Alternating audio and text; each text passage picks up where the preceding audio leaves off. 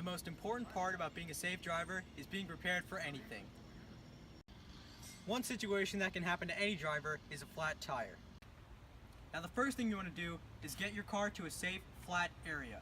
Drive slowly, and in the worst case scenario, you're on the highway, pull off all the way to the shoulder. After that, turn on your hazards.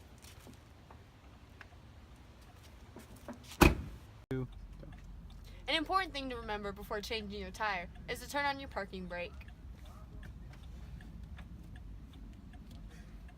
Next, you want to get the tools out of the back of your car. Usually, they're under the panel in your trunk, like this, where you'll have your jack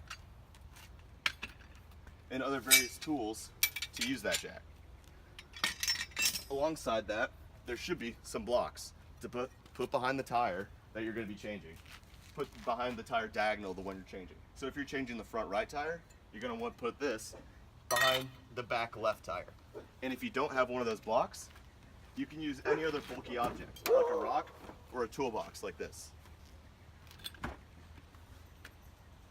Next, you want to locate the spare tire, which in this case is under the trunk right here. But if you can't find it, you can usually find out where that is in the owner's manual or on the instruction sheet for how to change a tire. Now I'm going to explain what each tool does. This is the car jack, and you put it on the frame underneath your car to raise it up so you're able to change the tire. Now this is the handle that you use to twist the car jack up so it raises off the ground. But individually, this is the lug wrench that you use to take the lugs off the car. If you forget what something is or don't know where it is, make sure to locate the owner's manual, and you can look and it'll tell you where it is. To ensure you don't hurt yourself when changing the tire, it'd be a good idea to remove one of the floor mats to protect your knees.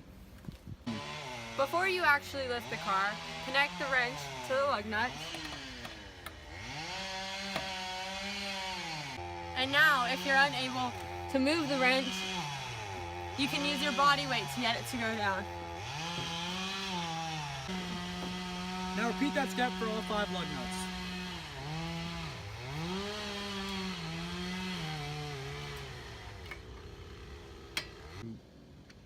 Now I'm going to put the jack under the car so we can lift it up and change the tire.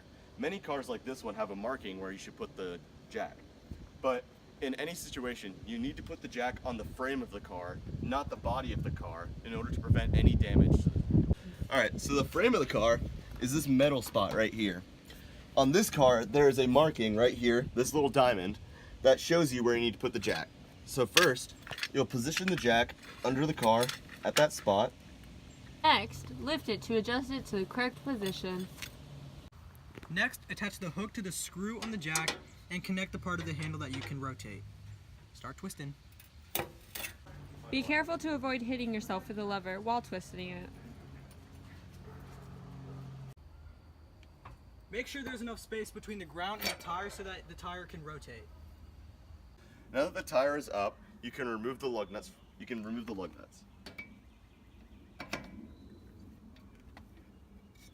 When you're removing the lug nuts, you're going to want to move in a star pattern. So like I started on this one, I'll go to this one next, followed by this one, and finally this lug nut. After the flat tire has been removed, you can put on your new tire and then start replacing the lug nuts. You're going to put them on in a star pattern as they were taken off. But do not tighten them fully until all the other lug nuts are attached.